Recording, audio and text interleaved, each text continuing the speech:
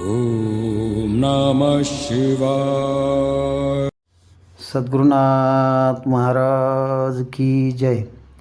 नमस्कार मंडळी, आज आपण अध्यात्म माझं या सदरातून आपण शरीराची ओळख करून घेत आहोत आणि या शरीराच्या ओळखीमध्ये आपण आजपर्यंत सूक्ष्म देहाबद्दलची सखोल माहिती आपण या ठिकाणी घेतलेली आहोत।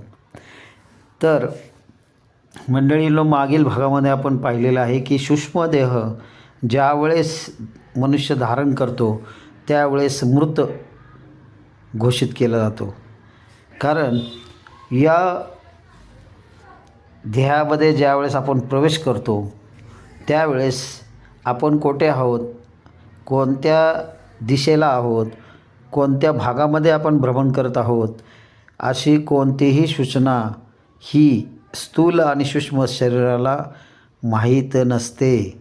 संपूर्ण अंधारमय कोठडीमध्ये आपण निर्जल किंवा ज्याचं अस्तित्व नाही अशा ठिकाणी आपण कोणत्या ठिकाणी आहोत याची थोडीसुद्धा आपल्याला माहिती कळू शकत नाही। असा जो अवस्था आहे, ही अवस्था स्थूल शरीराची श्वास हा चालू राहतो, परंतु त्याला कोणत्याही संवेदना जाणवू शकत नाहीत। स्थूल शरीरामध्ये श्वास चालू आहे, शरीर निद्रा अवस्थेमध्ये आहे, परंतु त्याला कोणत्याही प्रकारच्या संवेदना समजू शकत नाही। ती अवस्था म्हणजेच समाधी अवस्था होय। ही समाधी अवस्था गर्द काळ्या अंधारामध्ये निर्माण होते आणि मृत्यू हा गर्द काळा अंधारच आहे। मृत्यूनंतर आपल्याला कोणत्याही संवेदना जाणवू शकत नाही किंवा आपल्याला कोणत्याही इंद्रियाची शरीर हे मृत अवस्थेत झाल्यानंतर ज्यावेळेस अशी इंद्रिय अस्तित्वात असताना देखील, शरीरावरती सर्व इंद्रिय असताना देखील इंद्रियांना ना प्रकाश दिसतो, ना ध्वनी ऐकायला येतो, ना त्याला बोलता येते, ना त्याला ऐकता येते, ना त्याला बघता येते आणि पूर्णपणे काळा अंधार हा त्या शरीरावरती म्हणजेच पूर्ण काळोख पसरलेला असतो। ना त्यावेळेस त्याला सूर्य असून प्रकाश दिसत नाही, चंद्र असून त्याला प्रकाश दिसत नाही, असे वायू असून त्याच्या शरीरामध्ये प्रवेश करू शकत नाही। जी काही अशी अवस्था आहे याच अवस्थेला मृत्यू असं म्हटलेलं आहे। आणि ह्याची दुसरी जिवंत म्हणजे श्वास चालू आहे आणि शरीराला कोणत्याही प्रकारच्या संवेदना नाही आहेत, अशी जी काय अवस्था आहे हीच ती समाधी अवस्था म्हटली जाते। याला समाधी अवस्था म्हणत आहे। ही समाधी अवस्थाच म्हणजे ही सुषुप्ती पण म्हटलं जातं, याला काही लोक याला सुषुप्तीसुद्धा म्हणतात। परंतु ही जी काही अवस्था ही अत्यंत कठीण अशी अवस्था माणसाला ही ज्यावेळेस निद्रा अवस्थेत असते त्यावेळेसच ही समाधी माणसाची लागली जाते। अतिशय निद्रा अवस्थेत असते तर माणूस या समाधीसाठी शोधत राहतो। या जंगलात फिर, त्या जंगलामध्ये फिर, अशा अरण्यामध्ये या अशा ह्याच्यामध्ये फिरून देखील त्याला एका ठिकाणी बसून अशी समाधी अवस्था सहजरित्या प्राप्त होऊ शकत नाही। तेवढी सहजरित्या ही निद्रा अवस्थेमध्ये मनुष्याला प्राप्त होत असते।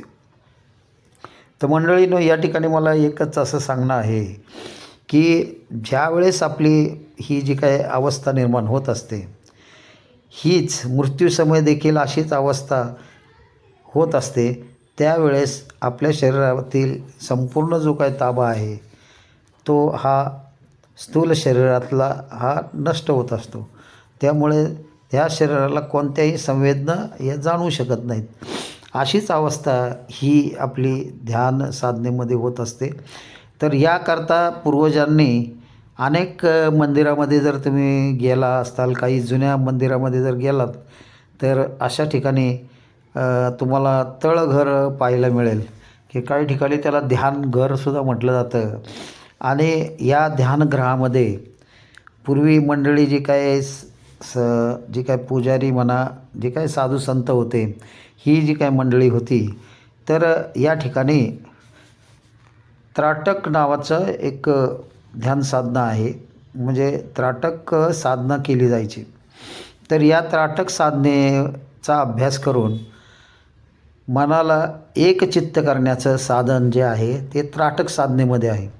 त्राटक म्हणजे एक अशी साधना आहे की मनाला जे काय मन आहे आपलं हे डोळ्यामध्ये राहतं आणि डोळ्यामध्ये मन राहत असल्याकारणानं जर आपण बंद जरी डोळे केले तरी मन आतल्या आत फिरत राहते आणि आपले जे काय हे आहे म्हणजे भूतकाळामध्ये जे काही गोष्टी घडलेल्या आहेत त्याच्यावरती ध्यान लावतं.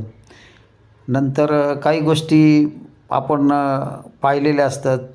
एखादी गाडी पाहिली, एखादं हे पाहिलं, फूल पाहिलं, एखादं हे पाहिलं, म्हणजे कोणती गोष्ट एखाद्या स्त्रीला पाहिलं तर त्या स्त्रीभोवती म्हणा त्या ह्याच्याभोवती डोळे आपले ज्या ठिकाणी जातील त्या ठिकाणी मन जात असतं.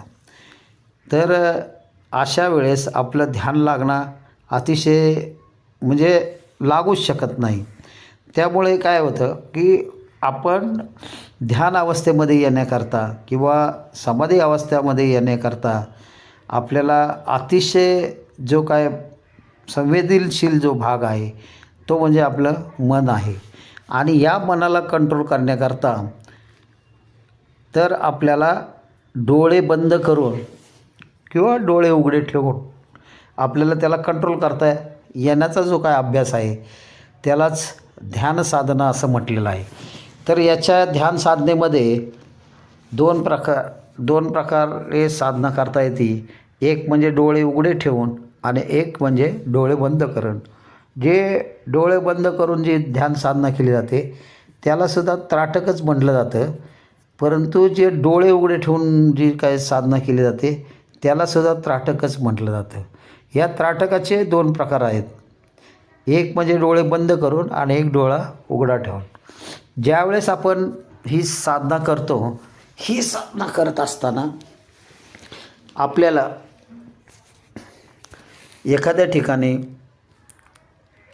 एकच ध्यान म्हणजे आता सुरुवातीच्या काळामधला मी माझा स्वतःचा अनुभव सांगतो.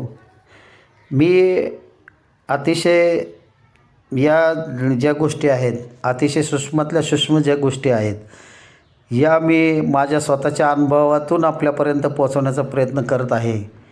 आणि वेळोवेळी मला सद्गुरूंचे मार्गदर्शन त्यांचं जे काही मिळालं त्याच्याच जोरावरती मी हा व्हिडिओ आपल्यापर्यंत पोहोचवण्याचा प्रयत्न करत आहे. ज्यावेळेस मी देवपूजा करायचो त्यावेळेस देवासमोर बसून राहायचो.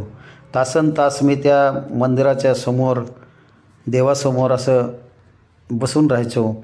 मग त्यावेळेस एक दिवस माझ्या नजर त्या उदबत्तीवरती गेली.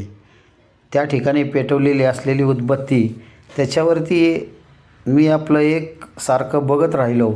आणि बघता बघता माझं असं मला भासमान व्हायला लागलं की ती उदबत्ती माझ्याकडे ती जी काय उदबत्तीचं जे काय हे होतं गुल होता तो पेटती जी काय अग्नी आहे उदबत्तीच्या वरची तर ती माझ्याकडे येताना दिसली मला. म्हणजे हळूहळू माझ्याकडे ती माझ्या शरीराच्या दिशेने असं येताना मला भासमान व्हायला लागली. तर अशी अनेक वेळा मी त्याकडे पाहायला लागलो तर ती माझ्याकडे येताना दिसली. तर काय वेळेस असं व्हायचं की तीच ज्योत जेव्हा उदबत्तीची जी काही ज्योत आहे ती ज्योत परत त्या उदबत्तीकडे जाताना दिसायची. म्हणजे मला काही समजलं नाही सुरुवातीला की बाबा हे असं का होते. म्हणून माझा एकदा अशी ओढ लागली की मी काय करायचो त्या देवापाशी माझी देवपूजा आटपली की मी काय करायचो की त्या उदबत्तीकडे बघत राहायचो. आणि मग त्या उदबत्तीकडे बघत राहत असताना मला असं कळलं की बाबा ती उदबत्तीची जी काही ज्योत आहे ही माझ्याकडे येताना दिसते मला. आणि काही वेळाने असं होतं की ती ज्योत पुन्हा त्या उदबत्तीकडे जाताना दिसते. तर हा छंद माझा वाढू लागला.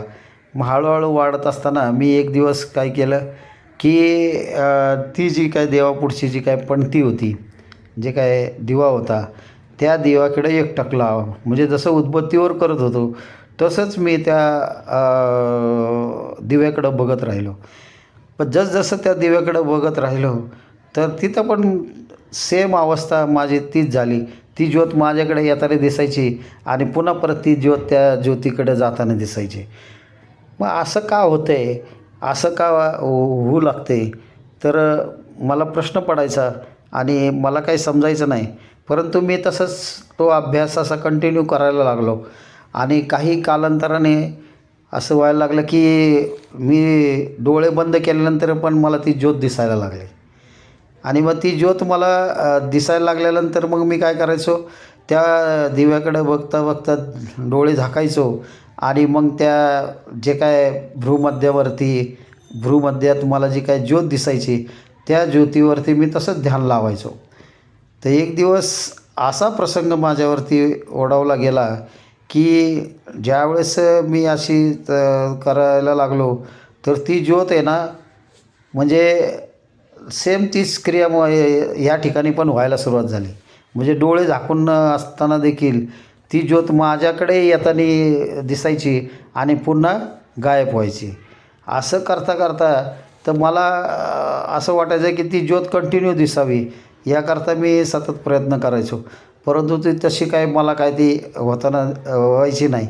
कारण माझं मन स्थिर नसल्यामुळं मध्येच मन ते विस्कटीत करायचं. त्यामुळं ती ज्योत काय मला अखंडपणे पाहता येत नव्हती.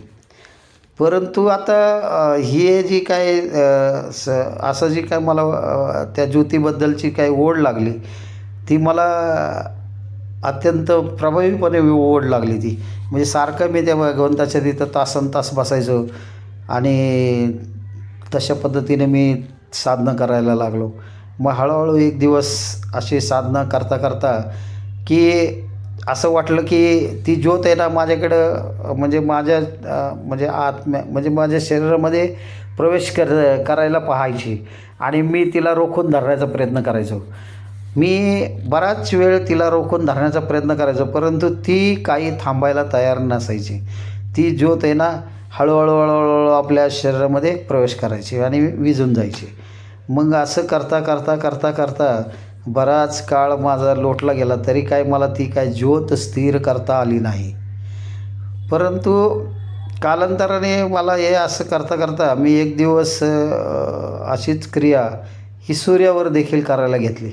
सकाळच्या वेळी मी फिरायला जायचो डोंगरावरती, त्यावेळेस मी एक दिवस असं सहज सूर्याला पाहायला गेलो. म्हणजे लाल भडक गोळा असताना मी त्याच्याकडे एकटक पाहायला लागलो. जसं ज्योतीवर पाहत होतो तसं अगदी मी त्याच पद्धतीने त्या सूर्यावरती पाहत बसलो आणि मला एक आश्चर्य वाटलं की ज्यावेळेस मी त्या सूर्याकडं पाहत होतो तर त्याच्यावरती एक ग्रे कलरची, म्हणजे जसे काय सूर्यग्रहण लागले तशा पद्धतीची एक छाया पूर्णपणे त्या सूर्यावरती छाया निर्माण झाली आणि ती छाया तशीच बनून राहिली आणि जो काही प्रकाश माझ्या डोळ्यावरती येत होता तो नाहीसा झाल्यासारखा वाटला. आणि मग मी त्याच्याकडे सारखं बघायला लागलो, तासनतास बघायचो, तरी मला कधी काही असं म्हणजे नाही का सूर्य एकदम प्रकाशित जरी झाला तरी माझ्या डोळ्याला काही त्याचा त्रास होत नव्हता.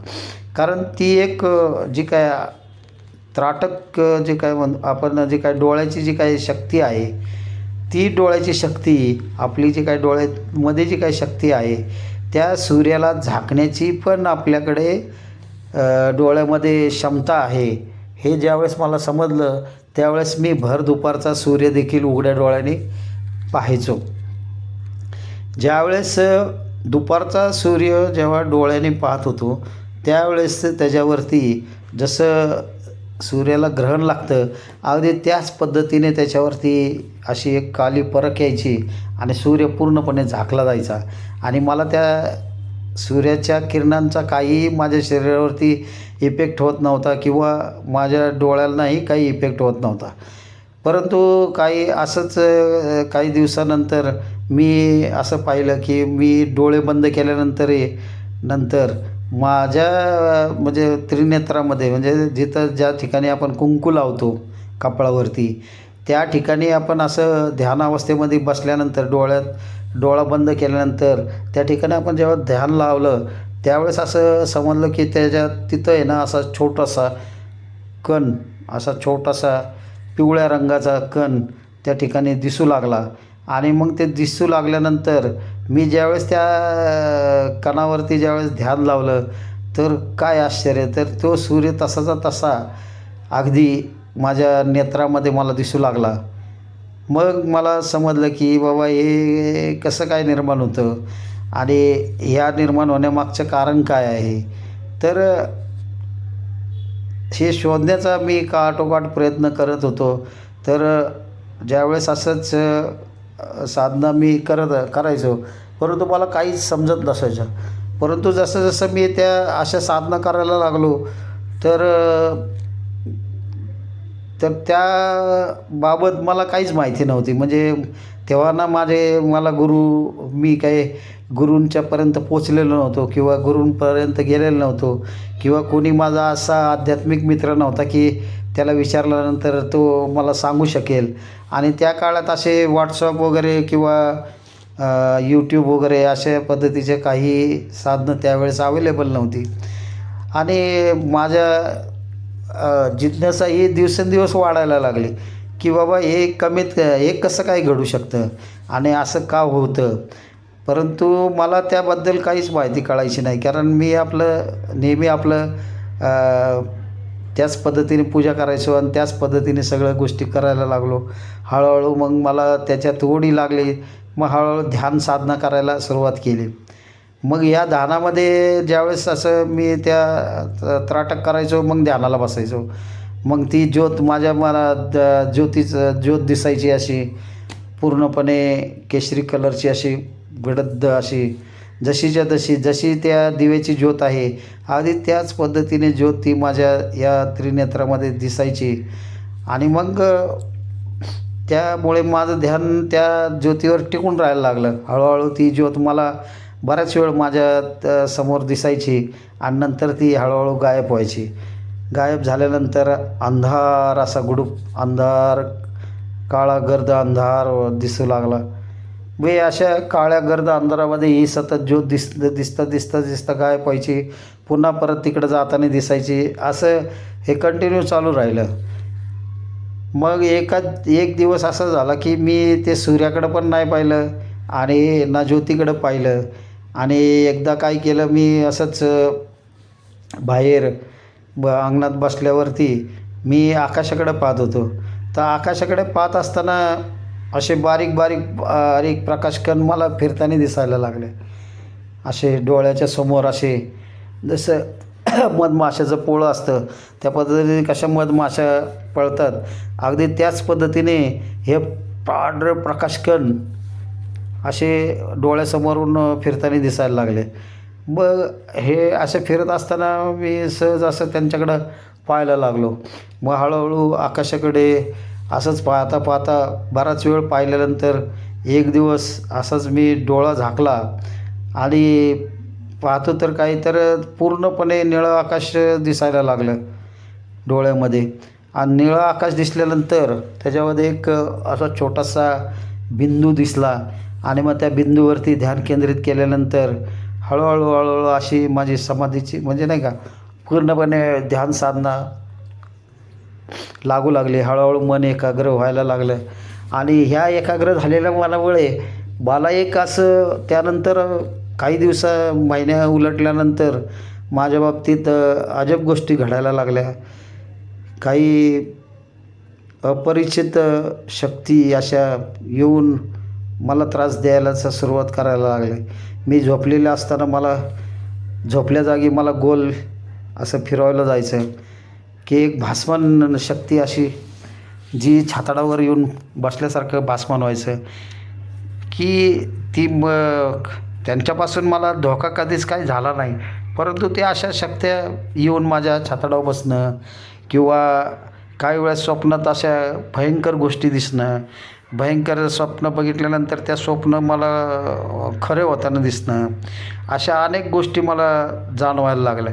मग हळूहळू ह्या गोष्टी अशा का घडायला लागल्या तर काही समजायला मला. आणि त्यानंतर मी अशाच एका ज्यावेळेस माझ्या घरी एक साधू आले होते आणि त्या साधूंना मी विचारल्यानंतर त्यांनी सांगितलं की ह्या शक्तीच्या बाबतीत ह्याला ध्यान साधना म्हणतात आणि हे जे काय दिव्यावरती आपण जे काही गोष्टी करतो याला त्राटक म्हटलं जातं. असं ज्यावेळेस मला समजलं तर त्यावेळेस ती ध्यानातली प्रक्रिया, मग मी बाजारातनं जाऊन मग पुस्तकं आणली त्या विषयाची आणि मग त्या पुस्तकाच अध्ययन करायला लागलो. अध्ययन करता करता मला समजलं की बाबा या ध्यानाचे म्हणजे नाही का, हे ध्यान कशा पद्धतीने काय याच्याबद्दलची माहिती त्यामध्ये सखोल अशी माहिती दिलेली होती. परंतु मला जी काही गोडी लागलेली होती ही माझ्यापुरती माझ्यासाठी नवल अशी होती. त्यामुळं मी माझ्या पद्धतीने साधना करायचो. मी त्या पुस्तकाचा कधी अभ्यास जास्ती नाही केला, परंतु माहिती घेण्यासाठी फक्त वाचन केलं आणि ती पुस्तकं मी माझ्याकडे अशीच ठेवून दिली. तर याबाबत नंतर मग मी ज्यावेळेस आकाशाकडे असं बघायचो आणि मग डोळे झाकायचो तर पूर्णपणे आकाश डोळ्यामध्ये दिसू लागलं. हळूहळू एक दिवस असं झाला की मी बसने प्रवास करत होतो आणि आकाशाकडे खिडकीतनं आकाशाकडे पाहत होतो आणि पाहता पाहता मला त्याच ठिकाणी अशी झोप म्हणण्यापेक्षा मी त्या निळ्या प्रकाशामध्ये ध्यानस्थ गेलो. ध्यानस्थ गेल्यानंतर असा चमत्कार झाला की दोन भुवयाच्या मध्ये अशी जशी असं उदाहरण सांगता येईल तुम्हाला की जे आकाशवाणी दूरदर्शनवरती जे काय पहिल्यांदा असं एक चक्र फिरायचं, त्या चक्र फिरल्यासारखं गोल असं चक्र फिरलं आणि एकदम प्रकाशित झालं. आणि प्रकाशित झाल्यानंतर अतिशय गर्द असं निळा प्रकाशाने चांदण्या वगैरे दिसत अशा प्रचंड वेगाने आपण पुढं चाललो आहे असा तो एक गोलाकार असं फिरत असताना एकदम त्या ह्याच्यामध्ये एंट्री केल्यानंतर असं भारी वाटायला लागलं की आजूबाजूला चांदण्या, आजूबाजूला अशा प्रकाश अतिशय तेजोमय असं सुंदर असं दिसायला लागलं. आणि बसमध्ये बसल्या कारणानं कंडक्टरने माझा स्टॉप आल्यानंतर मला येऊन जोरात धक्का देऊन उठावला. त्यामुळं ती काय साधना होती माझी ती निम्म्यातच मोडली गेली त्या ठिकाणी आणि तिथून पुढचा प्रवास काही मला समजला नाही.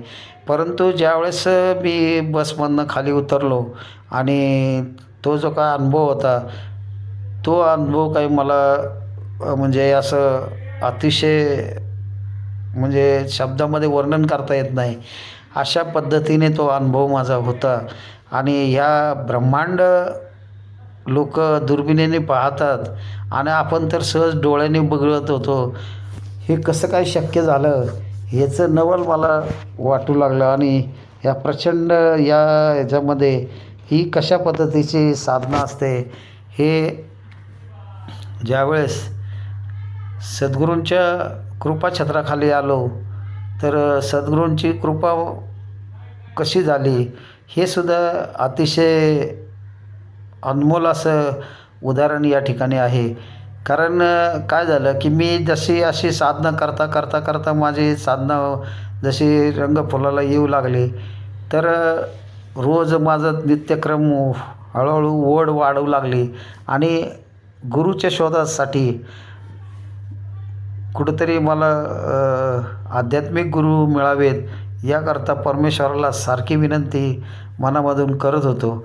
आणि एक दिवस असा आला की मला एक स्वप्नदृष्टांत असा पडला की त्या स्वप्नामध्ये ते मंदिराचं स्वरूप ज्या ठिकाणी माझे सद्गुरू आहेत त्या ठिकाणचं संपूर्ण जसेच्या तसं मला दृष्टांत प्राप्त झाला. आणि विशेष म्हणजे असं की अनेक साधू संतांना मी जाऊन चरणस्पर्श करायचो, परंतु कोणतेही सद्गुरू मला अशा पद्धतीचे नाही भेटले की जे सद्गुरू शंकर दगडे महाराज यांच्या चरणस्पर्शाने मला त्या ठिकाणी गेल्यानंतर म्हणजे त्या ठिकाणी गेल्यानंतर जो आनंद अश्रू माझ्या शरीरातून वाहत होते, ते नेत्रातले पाणी अजिबात थांबवू शकत नव्हते. एवढं प्रचंड पद्धतीने मला आनंद या ठिकाणी झालेला होता आणि ते आनंद अश्रू वाहत नव्हते. आरती करत असताना देखील त्या आनंदाच्या डोहामध्ये असा अश्रूंनी वाहून गेलो की ते मला शब्दामध्ये वर्णन करणं अतिशय कठीण आहे. अशा स्वरूपाची ही भक्ती कशी फळाला येते, ही भक्ती आपण आपल्या पद्धतीने करावी. कोणाच्या मार्गदर्शनासाठी किंवा कोणाच्या नेतृत्वाखाली करण्याची गरज नाही आहे. कारण ज्यावेळेस आपल्याला भगवंताची खरी ओळख करून घेण्याचे ज्यावेळेस आपल्याला ओढ मनापासून निर्माण होते किंवा त्या भगवंताला पाहण्याची ओढ ज्यावेळेस आपल्याला मनातून निर्माण होते, त्यावेळेस ॲटोमॅटिकली सगळ्या गोष्टी घडू लागतात आणि आपण त्या साधनेच्या दिशेने वळू लागतो.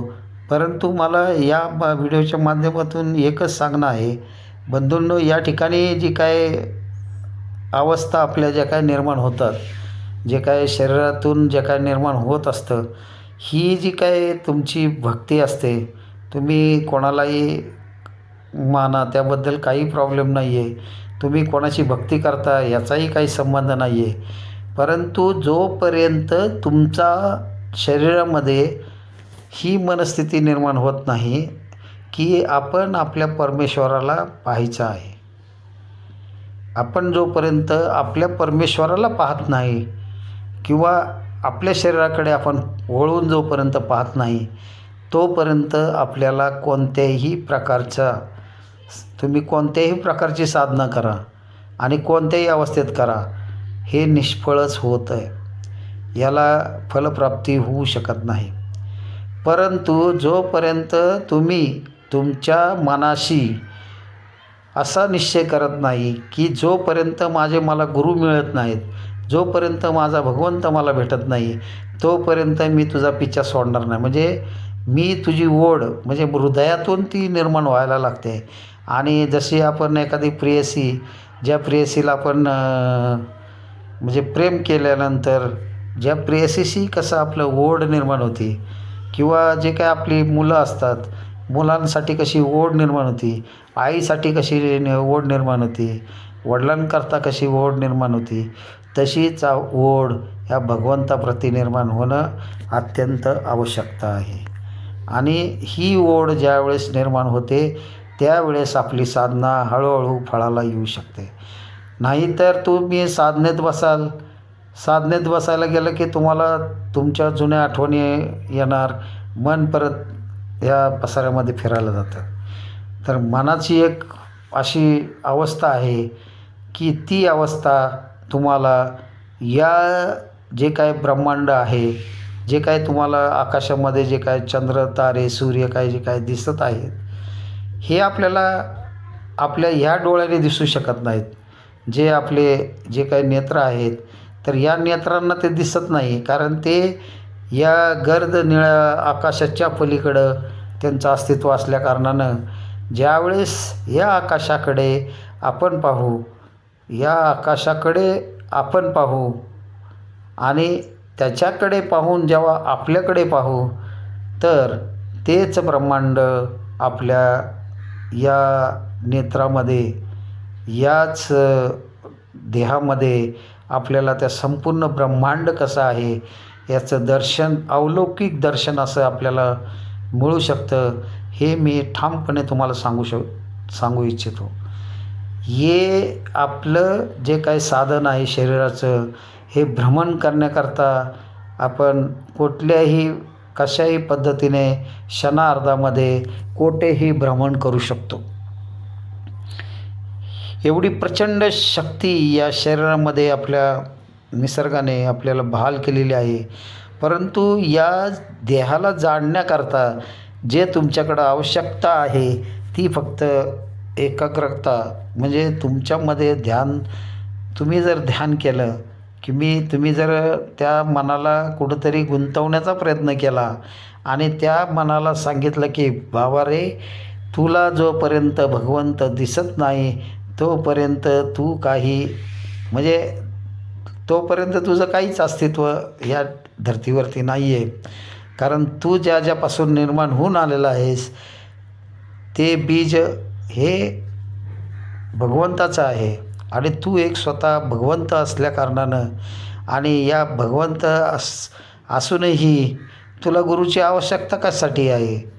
तर तू जरी सूर्य भगवंताचा असला तरी तुला भगवंताला पाहण्यासाठी आणि त्या भगवंताची ओळख करून घेण्यासाठी गुरुची आवश्यकता आहे. आणि गुरुशिवाय, सद्गुरूंशिवाय ती उच्चतम शक्ती तुमच्यामध्ये कोणीही प्रस्थापित करू शकत नाही. कारण सद्गुरूंचं जे काय सद्गुरू असतात हे वास्तविक या धर्तीवरती परमेश्वराचा अवतारच समजावा त्यांना. कारण त्यांना भूत भविष्य वर्तमान या तिन्ही गोष्टी अवगत असतात आणि त्यांच्याकडं ऊर्जास्रोत हा प्रचंड प्रमाणामध्ये असल्याकारणानं ज्यावेळेस आपण त्यांच्या सानिध्यात जातो त्यावेळेस ही प्रचंड ऊर्जा आपल्या शरीरामध्ये त्यांच्या आशीर्वादानं निर्माण होत असते. आणि जसजशी ती आपण त्यांच्या सानिध्यामध्ये ती साधना करू तसतसं आपल्याला प्रचंड शक्ती आपल्या शरीरामध्ये निर्माण व्हायला सुरुवात होते.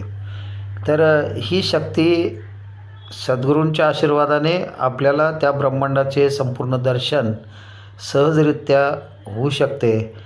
परंतु आज आपण बघतो आहे की आज वैज्ञानिक इतके मोठे मोठे टेलिस्कोप वैज्ञानिकांनी निर्माण केले की प्रत्यक्ष ती अवस्था निर्माण करण्याकरता आपल्या शरीरामध्ये आपल्याला त्या तत्त्वाची गरज आहे. आणि त्या तत्त्वांना ओळखून आज जे काय सायंटिस्ट आपल्याला आज जे काय दुर्बीण त्यांनी निर्माण केलेली आहे तर ही दुर्बीण म्हणजे एक तत्त्व आहे आणि ते तत्त्व आपल्या शरीराशी निगडीत असल्या तत्त्वाशीच निगडीत असल्याकारणानं तर ह्या जाणकारांनी ज्यांनी त्या तत्त्वाचा अभ्यास केला त्या तत्त्वाचा अभ्यास करून ज्यावेळेस त्यांना असं समजलं की बाबा की या दुर्बिणीनं आपण किंवा या दुर्बिणीने ज्यावेळेस आपण आकाशाकडे बघू तर आपल्याला ब्रह्मांडाचे दर्शन सहज होऊ शकते. अगदी त्याच पद्धतीने आपल्या शरीरामध्ये व्यवस्था करण्यात आलेली आहे. मंडळींनो, या ठिकाणी मी तुम्हाला स्पष्ट सांगू इच्छितो की जोपर्यंत तुम्ही स्वतःकडे पाहत नाही किंवा या संपूर्ण आकाशाकडे एक ध्यान अवस्था मुद्रेमध्ये ज्यावेळेस आपण बसून या आकाशाकडे एकटक नजरेने ज्यावेळेस आपण त्याच्याकडे बघू म्हणजे त्राटक आकाशावरती केल्यानंतर या आकाशाला एक चित्ताने पाहिल्यानंतर जेव्हा आपण आपले डोळे बंद करू ज्यावेळेस आपल्या त्रिनेत्रामध्ये ज्यावेळेस त्याचे दर्शन होते त्या ब्रह्मांड अगदी एका तिळाच्या आकाराचे ते बिंदू आपल्या त्रिनेत्रामध्ये प्रकट होते. या ब्रह्मांडाला आपण ज्यावेळेस ध्यान लावू त्याच्यावरती तेव्हा आपल्याला या डोळ्याने आपण संपूर्ण ब्रह्मांडाचे दर्शन अगदी सहजरित्या करू शकतो. कारण हे ब्रह्मांड निर्माण जे काय झालेलं आहे तर हे संपूर्ण आपल्या शरीराशीच निगडीत आहे आणि आपल्या निगडीत आहे. जोपर्यंत आपण त्याला ध्यानावस्थेने बघू शकत नाही किंवा त्याची इच्छा आपल्या मनामध्ये जोपर्यंत प्रकट होत नाही तोपर्यंत आपण परंतु या ठिकाणी मला मुद्दाम एक असं सांगायचं आहे की आज मनुष्याने ब्रह्मांडावरती जाण्याकरता भले रॉकेट तयार केलेत, भले असे रॉकेट्स तयार केले, अनेक इंधन त्याच्यामध्ये खर्ची घालून लोक प्रवास करत आहेत आणि ही जी काय त्या ठिकाणी सांगतात की या ठिकाणी चंद्रावरती पाणी भेटेल, मंगळावरती पाणी भेटेल, या ठिकाणी पाणी भेटेल. परंतु मंडळींनो, हे हे जे काही गोळे आहेत, हे गोळे फक्त दगडाचे गोळे आहेत. या गोळ्यांवरती कुठेही पाणी नाही आहे किंवा त्या ठिकाणी कोणत्याही प्रकारची जीवाचं अस्तित्व त्या ठिकाणी नाही आहे. हे ज्यावेळेस माझ्या सद्गुरूंनी मला सांगितलं त्यावेळेस मला असं वाटलं की हे कसं काय शक्य आहे की महाराज असे संपूर्ण ब्रह्मांड फिरून आले आणि त्यांनी सांगितलं की क्षणार्धात, म्हणजे डोळे झाकले आणि सांगितलं की वरती काहीच नाही आहे. हे कसं काय शक्य आहे आणि हे शक्य कसं आहे या प्रश्नाला उत्तर महाराजांनी मला ब्रह्मांड दाखवून त्याचं निरसन केलं. हेच माझं भाग्य मी समजतो. कारण मंडळींनो, हे आपल्यापर्यंत पोचवण्याचं काम हे सद्गुरूच करत असतात. कारण हे सद्गुरू आपल्याला वेळोवेळी अनुभूती देऊन त्याचं स्पष्टीकरण आपल्याला देत असतात. आणि या स्पष्टीकरणाचं हे छोटंसं तत्त्व आपल्यापर्यंत पोचवतो आहे. परंतु हे जे काही तत्त्व आहे हे आकाश तत्त्व आहे आणि ह्या आकाश तत्त्वाशी आपण ज्यावेळेस एकरूप होऊ तरच तुम्ही ब्रह्मांडाचं संपूर्ण दर्शन घेऊ शकता. आणि परमेश्वराला भेटण्याकरिता जे काही तुमचा आग्रह हट्टास आहे, तो हट्टास जोपर्यंत तुम्ही एक चित्ताने त्या ओढीपर्यंत, म्हणजे त्या चित्तापर्यंत येत नाही, म्हणजे जोपर्यंत तुम्हाला त्याची तहान लागत नाही, जेव्हा त्याची व्याकुळता निर्माण होत नाही मनामध्ये, तोपर्यंत तुम्हाला भगवंत मिळणं अशक्य गोष्ट आहे. आणि हे जे काय शरीर आहे हे प्रचंड शक्तिशाली आहे. कारण आपलं जे काय, आपण जे काय आहोत हे त्या ब्रह्माचे, परब्रह्माचं आपण बीज आहोत. कोणाचे बीज आहोत आपण? परब्रह्माचे बीज आहोत. आकाशापासून म्हणजे सूर्यापासून आपलं बीज निर्माण झालं, म्हणजे त्या ब्रह्माचं बीज आपण असून हे आपण कुठं वाढलो तर मध्यात वाढलो. म्हणजे ना आकाशात वाढलो ना भूमीवर. आपण वाढलो कुठं तर आईच्या गर्भामध्ये वाढलो, मध्ययुगात वाढलो आणि मृत्यूलोकामध्ये आलो. या मृत्यूलोकामधून कृत्रिमरित्या दुर्बीण तयार करून आपण ब्रह्मांड बघू शकतो. अनेक या ठिकाणी मला महत्त्वाचं सांगायचं विसरलं मी, तर तुम्हाला या ठिकाणी मला एक सांगणं आहे की जी मनाची गती आहे ही अतिशय प्रचंड अशी गती आहे. आणि त्या गतीचे आत्तापर्यंत कोणतेही रॉकेट म्हणा किंवा कोणत्याही प्रकारचे जे काही साधन आहे आजही सायंटिस्ट लोकांना ते भेटलेलं नाही आहे. तरी मला या व्हिडिओच्या माध्यमातून असं सांगणं आहे की वैज्ञानिकांनो, या ठिकाणी तुम्हाला एकाच ठिकाणी बसून या सर्वाची माहिती या ध्यान अवस्थेतून आपल्याला प्राप्त होऊ शकते. तर विद्यार्थ्यांना देखील शाळेमधून अशा पद्धतीचे ज्ञान जर तुम्ही दिले तर विद्यार्थी देखील या ब्रह्मांडावरती आपल्या आत्मबलाच्या जोरावरती या संपूर्ण जगताचा भ्रमण करून सहजरित्या तुम्हाला कोठे पाणी आहे, कोठे जीव अवस्था आहे, कोठे ब्रह्मांडाचे नायक कुठं आहेत याची संपूर्ण माहिती एका ठिकाणी बसून सांगू शकतील. एवढी प्रचंड ऊर्जा मानवी शरीरामध्ये आहे. परंतु आज जे काय हट्टास लोकांनी धरलेला आहे की आम्ही मंगळावरती जाऊन राहू किंवा मंगळापर्यंत आम्ही अशा पद्धतीचे साधनं निर्माण करू. साधनं निर्माण होऊ शकतात, कारण ऑलरेडी या धर्तीवरती अशा प्रकारचे अनेक ब्रह्मांड अस्तित्वात आहेत. कारण या ठिकाणी या पृथ्वीला अनुसरून जे काही वातावरण आहे असं वातावरण कोणत्याही ग्रहावरती नसल्याकारणानं पृथ्वी सोडून कोणत्याही ग्रहावरती मानवाला राहण्यासाठी योग्य असं वातावरण नाही आहे.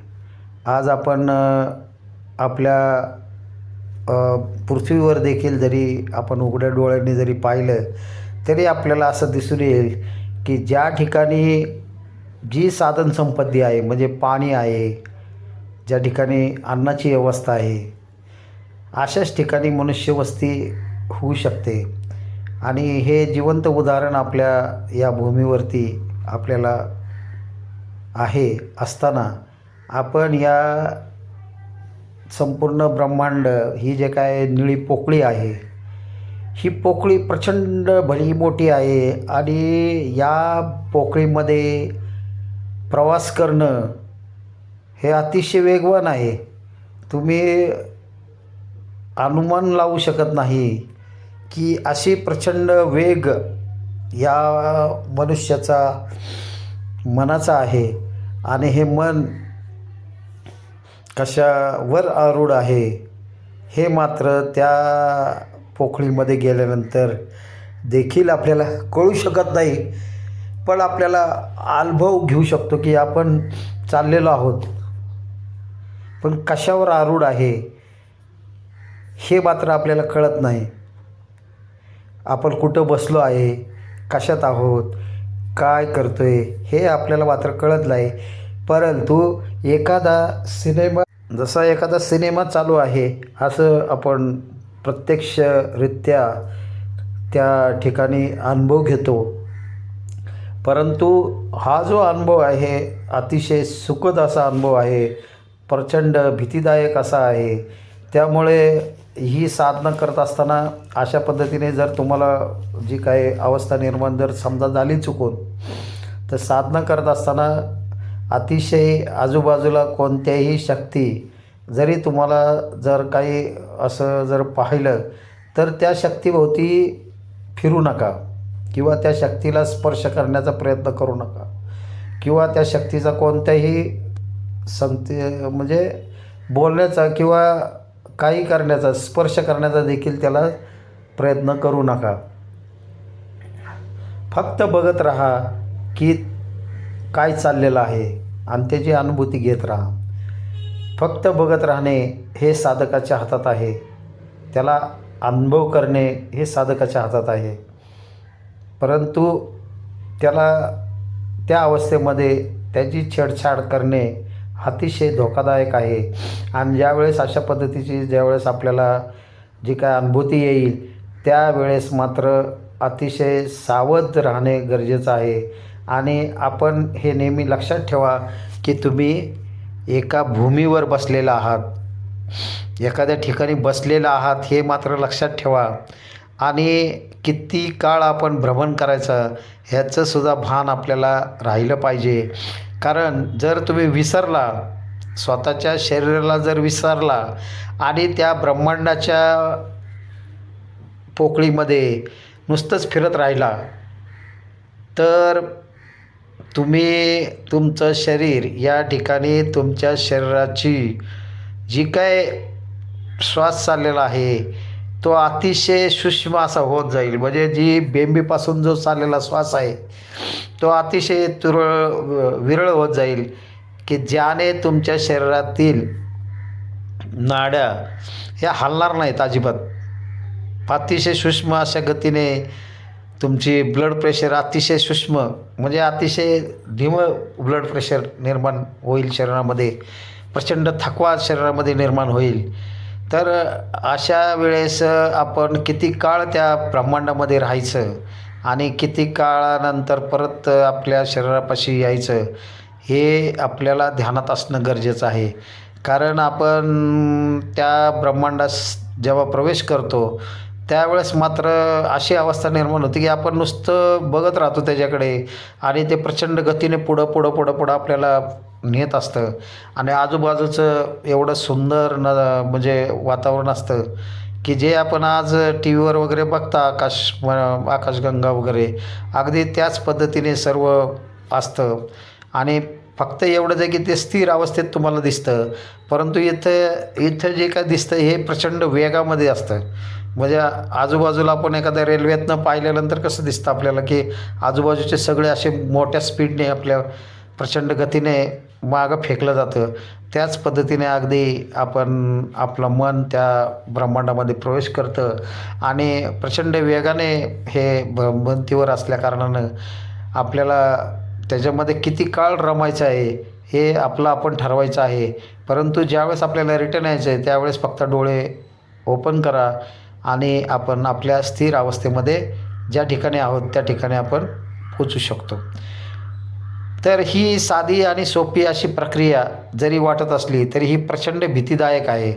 तर याचं एक साधारणतः एक तुम्हाला उदाहरण पाहायचं असेल तर तुम्ही भर उन्हामध्ये डोळे झाकून असं भर उन्हामध्ये साधारणतः प्रकाश डोळ्यावरती येईल अशा पद्धतीने भर उन्हामध्ये असं झोपा. तर त्यावेळेस तुम्हाला असं दिसून येईल की डोळ्यामध्ये एक लाल कलरमध्ये असे वळवळ करताना असे असे हे दिसतील, बिंदू दिसतील आणि अचानकपणे तुमचं शरीर गायब होईल. म्हणजे त्यावेळेस तुम्ही घाबरून जाऊ नका, परंतु तसंच झोपून राहा.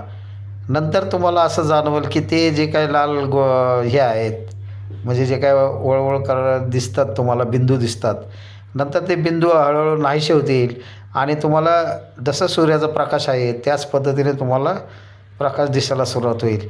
आणि हळूहळू तसंच जर तुम्ही त्याच अवस्थेमध्ये राहिला बराच वेळ, तर ज्यावेळेस तुम्ही उठून बसून जर डोळे उघडला तर तुम्हाला असं दिसेल की इतका प्रचंड प्रकाश दिसेल की जो प्रकाश तुम्ही बाहेर बघत होता पहिल्यांदा त्याच्या प्रचंड प्रकाश तुम्हाला दिसेल की प्रचंडाची एवढी प्रकाश झेलण्याची शक्ती ही आपल्या नेत्रामध्ये आहे.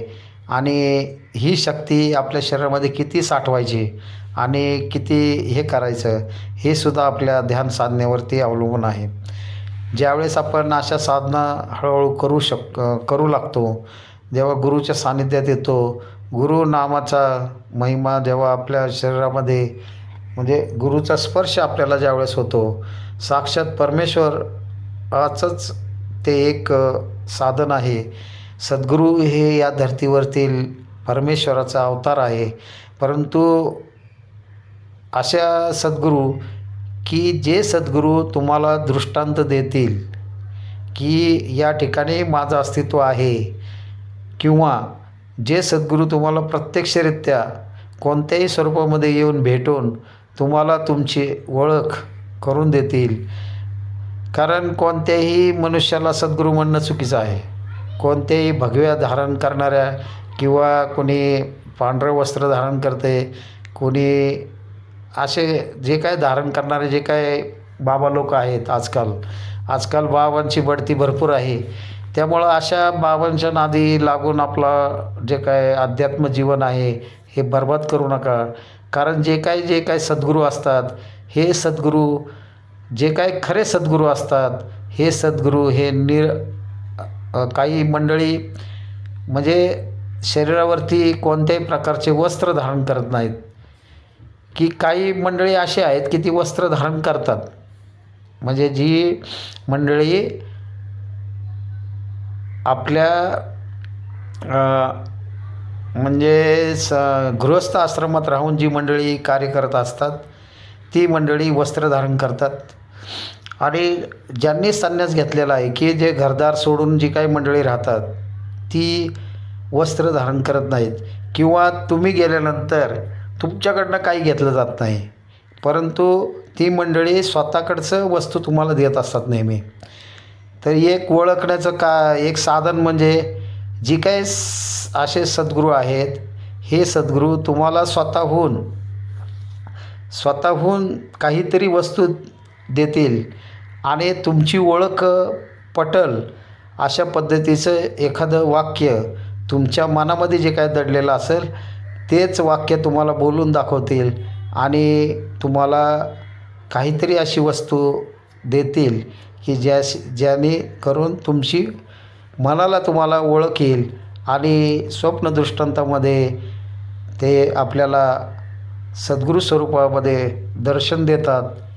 आणि सद्गुरू स्वरूप हे कशाही पद्धतीचं असू शकतं. त्या जे भगवंताला आपण मानत असतो त्या भगवंताच्या स्वरूपामध्ये पण दर्शन आपल्याला होऊ शकतं. असे पण सद्गुरू हे नेहमी ओळख आपल्या शिष्याला पटेल अशीच ओळख आपल्याला देत असतात आणि तो संपूर्णपणे दृष्टांतामध्ये हा सद्गुरूंची ओळख होत असते. त्यामुळं आपण कोणालाही सद्गुरू मानून त्याची उपासना करणं हे आपल्या आध्यात्मिक जीवनामध्ये अत्यंत म्हणजे जीवन आपलं बरबाद करण्याच्या सारखंच आहे. त्यामुळं कोणत्याही सद्गुरूवरती विश्वास ठेवण्या अगोदर त्यांची पारख करणं शिष्याचं पण कर्तव्य आहे. जोपर्यंत अशा सद्गुरूंची ओळख आपण करून घेऊ शकत नाही किंवा त्यांची ओळख आपल्याला लागू शकत नाही तोपर्यंत कोणालाही सद्गुरू मानून त्यांची उपासना करू नका. अन्यथा आपण या अध्यात्म जीवनापासून अत्यंत दूर भरकटले जाऊ शकतो. कारण अनेक सद्गुरू हे जातीय भेद निर्माण करून तेढ निर्माण करण्याचं कार्य आज भारत देशामध्ये अत्यंत अग्रेसर स्वरूपामध्ये आहे आणि अशा संतांपासून दूर राहणं अत्यंत गरजेचं आहे. कारण खरं संत हे कधीही जातीभेद करत नाहीत किंवा कोणालाही उद्देशून कोणामध्ये तेढ निर्माण करण्याचा प्रयत्न कधीही करत नाहीत. अध्यात्म हे अत्यंत पवित्र असं साधन आहे आणि हे साधन ब्रह्मांड परमेश्वराला पाहण्याकरता एक शरीरशास्त्राचा अभ्यास आहे आणि ह्या अभ्यासाचे तत्त्व जाणणारेच हे सद्गुरू आहेत. त्यामुळं अशा सद्गुरूंच्या शरणास गेलात तर तुमचे जीवन यशस्वी होईल असं या ठिकाणी मी स्पष्टपणे सांगू इच्छितो. कारण हे जे काय हा व्हिडिओ बनण्यामागचा माझा एकच उद्देश आहे की आज देशामध्ये अतिशय सृष्टीचा विनाशाच्या उंबरठ्यावरती येऊन थकलेली आहे. कारण प्रचंड तणावामध्ये मनुष्य जगत आहे. या मनुष्याला शांती कशी मिळावी तर प्रचंड कल्की अवतार कल्की म्हणजे एक प्रकारे भ्रमाचा अवतार या धर्तीवरती होऊ लागलेला आहे. प्रचंड प्रमाणे भ्रम निर्माण करून मनुष्य वेगवेगळ्या मार्गाला लावण्याचे कार्य ही मंडळी जी काही दूषित मंडळी आहेत या आध्यात्मिक रस्त्यावरती चालणारी जी काही मंडळी आहेत ही मंडळी या प्रचंड ब्रह्मांडाचे विनाश करण्याच्या मार्गावरती आहेत आणि या